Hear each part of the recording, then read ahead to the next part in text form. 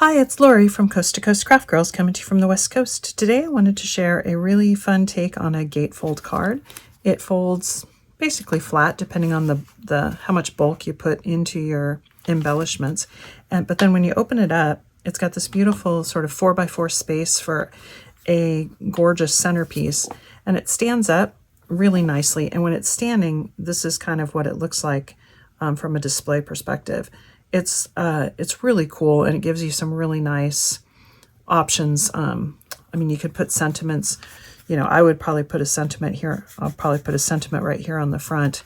And you could put different embellishments. You can do anything you want, but the style is really nice and really kind of a showstopper in terms of, you know, a shelf-sitting masterpiece, or I don't know, whatever you want to call it. So anyway, let me show you how it's made. So we're going to start by making our card base, and I've got it already cut and drawn out here, but I'll show it to you. And I've got writing all over it. I'm going to cover it up anyway with mats and layers, so it doesn't matter. But this is a 6x12 piece of card, so 6 inches by 12 inches. So 6x12, you score at 1 inch, just 1 inch from the top and from the bottom. So if you just want to do it one way and then flip it around, you can do it the other side. So score just down 1 inch at the 1 inch line, all the way down at the 2, all the way down at 4, 1 inch down at 5, 1 inch down at 7, all the way down at 8, all the way down at 10, and then 1 inch at 11. And then you can turn it around and do the same thing. So 1 inch down at 1, all the way at 2, 1 inch at 4, or no, all the way at 4, 1 inch at 5, 1 inch at 7, all the way at 8, all the way at 10, and 1 inch at 11. Okay, now I'm just going to turn this around, and I'll leave it there for a second and just kind of hold it flat in case you want to take a screenshot. It looks just like that. Okay, and then once you get that all scored,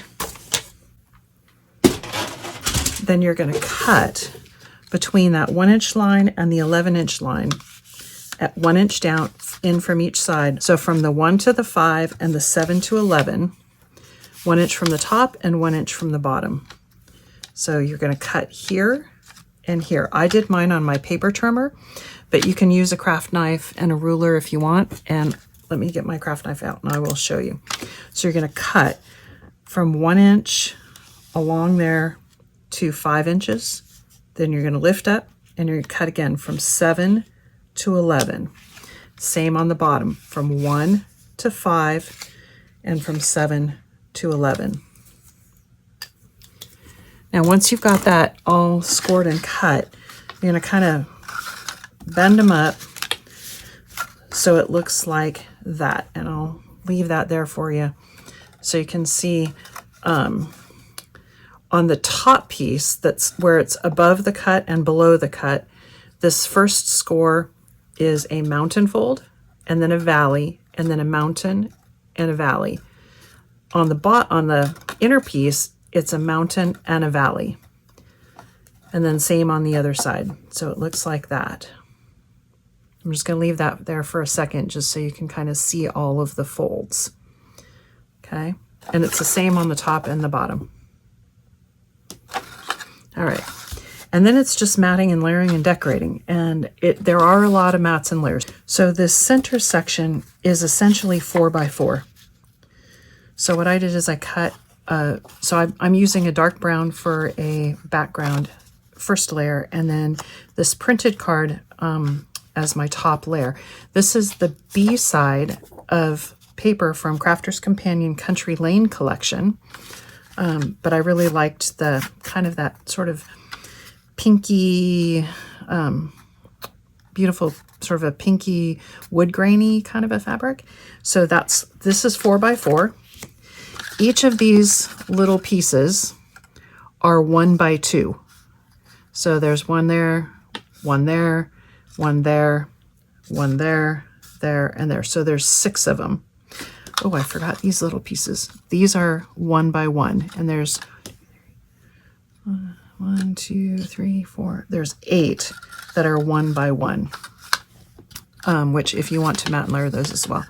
Oh, the other piece that, and then since it folds up like that, this is then 4 by 6, and I wanted mine to be 6 by 6. So what I did is I cut 2 pieces of white card that are 3 by 3, and I'm going to put them on here, attached just along this piece right here, just like that. And then this will make it a 6 by 6 card and give you a nice opening, because I just felt like this kind of, I don't know, stair-steppy opening I didn't love, and I wanted it to be a 6 by 6 card. So I've got 2 pieces of white card that are going to go on there just up against that edge, and that makes it a nice 6 by 6 sort of a gatefold type of a card. Okay, so, but I'm going to matte and layer these before I glue them on there. So let's get back to our mattes and layers. So this is 4 by 4. These pieces are 3 by 6. These strips here, there's one, this one, this one, this one, this one, this one, this one are all 1 by 2. And then if you want to matte and layer this inside piece, it is, what is it? I think it's 2 by 4. Yes. So these pieces here are 2 by 4. And then if you want to matte and layer these little squares, those are each 1 inch by 1 inch. And I think I'm just going to put brown cardstock on those. I don't think I'm also going to put, well, maybe I will, but I forgot to cut those, so I will do that. But I'm going to go ahead and matte and layer all this up, and then I will be right back with you. Okay, I've got those all matte and layered, but I wanted to come back and show you again how these glue on. So these are my 3 by 6 panels, and I'm just going to put glue on this section right here. And then I'm going to line this up, and be careful if your pattern paper is directional, then that matters. And you just want to line it up top and bottom and even with this edge, because you want it to close like a gatefold. So you want them to meet in the middle. Okay, and same on the other side. And wet glue here is your friend, because if you don't get it exactly right, you can move it around until you get it. So we're going to slide it over so that it's even top and bottom, and so that they come together perfectly right in that middle for a perfect gatefold.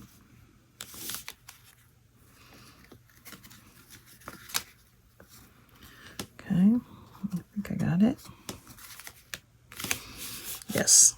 Okay, so there we go. So now I'm going to hold on to that because that wet glue is still drying. So that's good. Okay. And I do want to mention, if your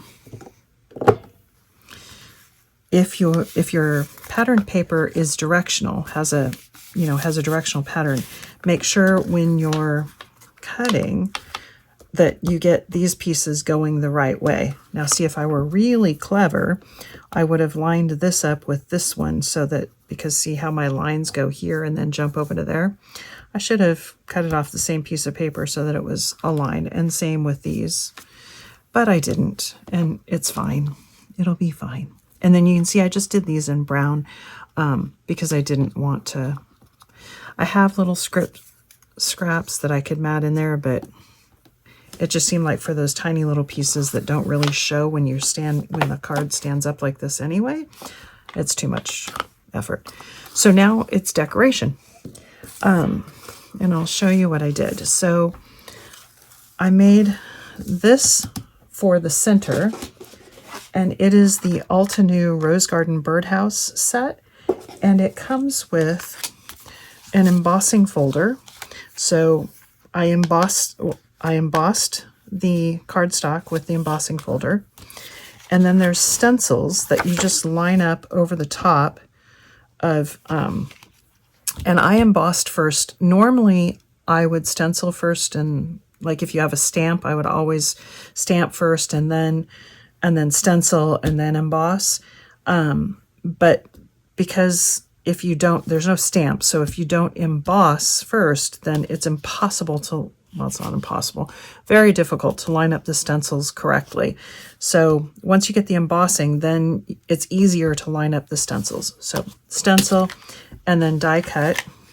And then if you wanted to, after you die cut, it actually didn't flatten the embossing too much, but sometimes it will flatten the embossing.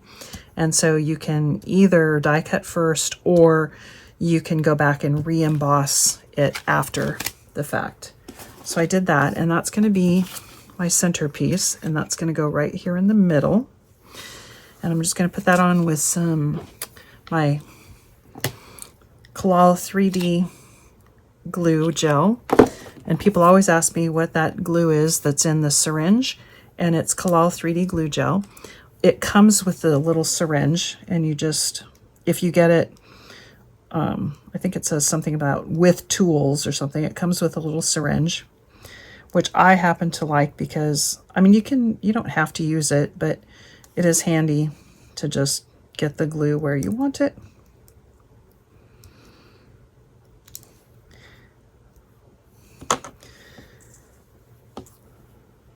If you do get the Kalal 3D glue gel, please watch my video on how to store it, how to, fill your syringe and how to store it when you're done, because it's not cheap stuff.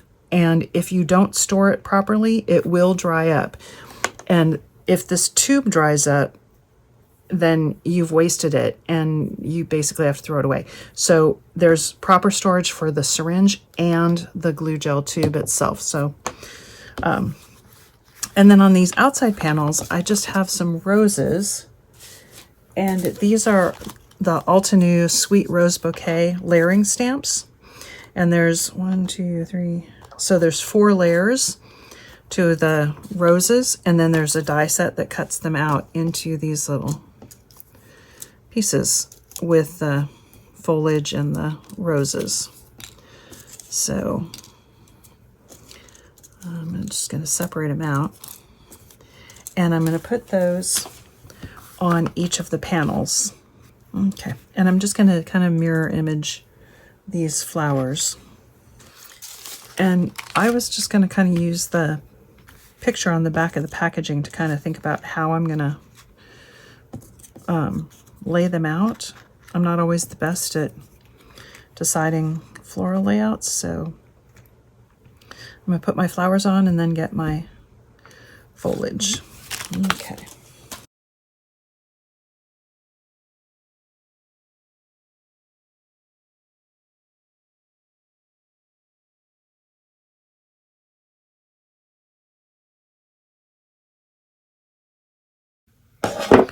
And there's my card. Isn't that beautiful? So pretty. And it stands up really nicely. I mean, it looks like that when it stands up, but it's just such a pretty card when it's, from a display. But it folds basically flat into a 6x6, as long as you don't put too many bulky embellishments on it. So, and there's plenty of room for a sentiment here, down here, on both sides, or even on the inside here, on the insides there. So anyway, thanks for watching.